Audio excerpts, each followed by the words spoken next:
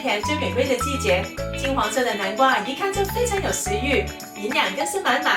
今天我用萬用鍋帶大家來做南瓜菌菇燉飯，加入了白米、紫米和薏仁，口感層次更豐富，纖維營養也更均衡。